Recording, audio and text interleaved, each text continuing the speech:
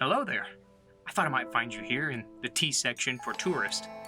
Welcome to another episode of Obscure Tourism.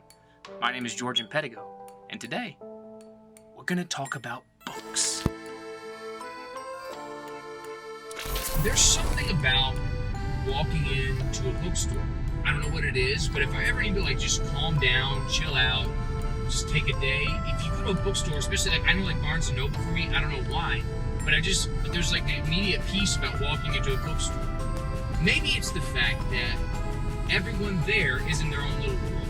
When you open a book, you're not just reading words, you're not just looking at a conglomerate of pages, you're walking into and stepping into your own world.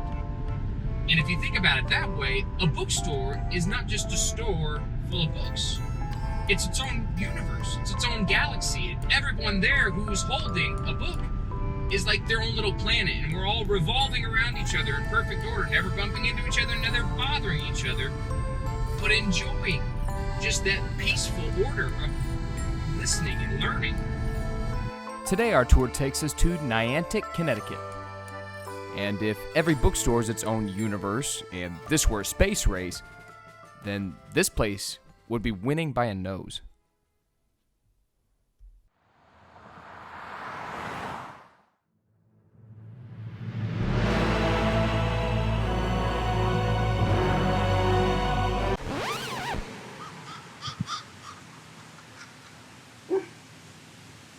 I wonder how long they want my nose in this parking spot. This is the Book Barn, a sprawling landscape of gently used books tucked into the pages of the rolling hills of Niantic.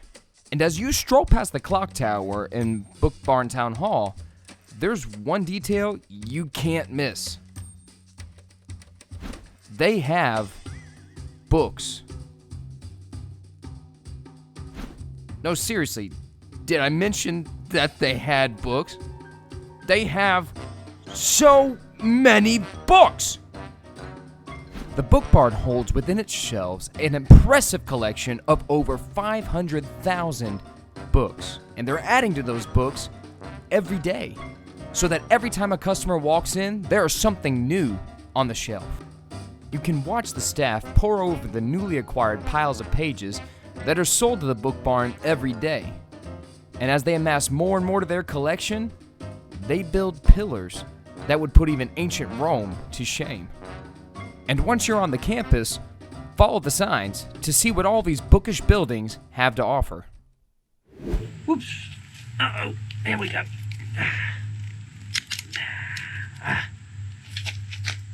Thought I'd give him a hand.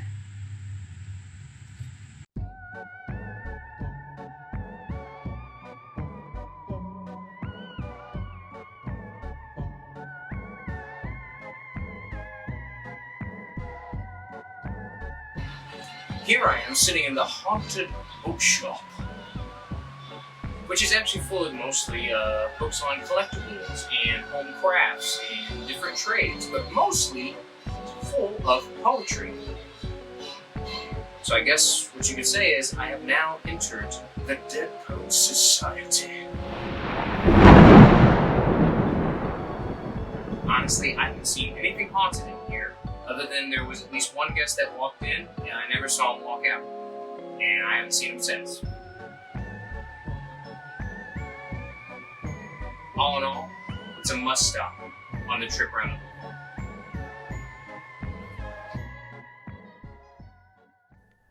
The Book Barn goes out of its way to prove that it is not just a store.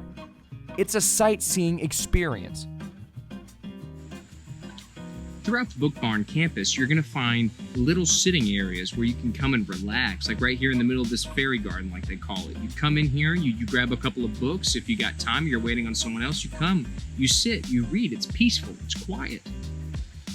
And after a rest stop or two, it was time to see what else the Book Barn had to offer. The Book Barn has a little bit of everything for everyone. There's a litany of interests that line its shelves.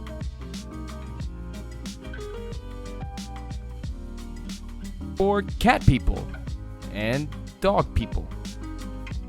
They got books for all kinds of animals. We're talking lions, tigers, and bears. Oh my. And after a quick study of animal communication, I decided to consult some of the staff. Unfortunately, this staff member didn't have anything to say, but he did point me to another staff member that led me to the main barn.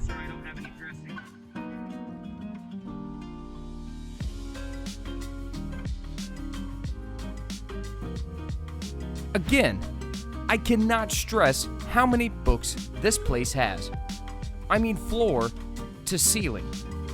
There's literature, there's poetry, the arts, there's military history, and if you go down into the basement, there is centuries worth of world history. Proving yet again, if you love books, this is the place for you. Now, after getting your exercise walking around the Book Barn's campus, you're gonna get hungry. So, please join me on one extra stop on today's trip. This is the Traveler Restaurant. And just like the Book Barn, they have books and books and even more books. But honestly, the first thing I want to read is a menu. So join me at the table. Let's get some food. For just a moment, I would like to read you some of the items on the menu. We have, for sandwiches, the Great Gatsby, the Don Quixote, the Secret Garden Wrap, the Mystic River Wrap, the Jane Austen Wrap, the Agatha Christie. Not sure if I trust that sandwich or not. It could be laced with arsenic. The Charles Dickens Wrap, guaranteed to be delicious in the past, present, or future. The Raven, which I'm assuming will make you hungry nevermore. Nevermore. You could have The Godfather. 7 ounces of black Angus chuck, caramelized onions, mushrooms, bacon, mozzarella, basil, pesto on a sourdough bun. It's the Don. I think it's just made my choice for me. Well, as you can see, my meal has arrived, and it looks absolutely delicious. So I'm gonna go ahead and eat this, and then I'll catch you guys inside. Okay? Now, the cool thing about this place is that they send you home with 3 free books with your meal. And as if that wasn't enough, you can head downstairs to see their own bookstore.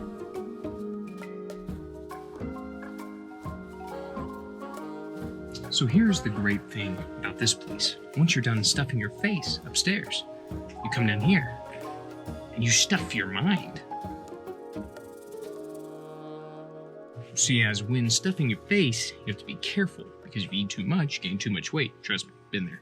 But stuffing your mind, you never have to stop doing that. The more you have, the better it is. The more information you download, the more you think, the more you know, the more you're inspired. However, you might want to stuff your mind down here before you stuff your face up there, because I'm not gonna lie, these bookshelves are a little close. With good food, a great staff, and killer books, the Traveler Restaurant is a must-stop on any tour.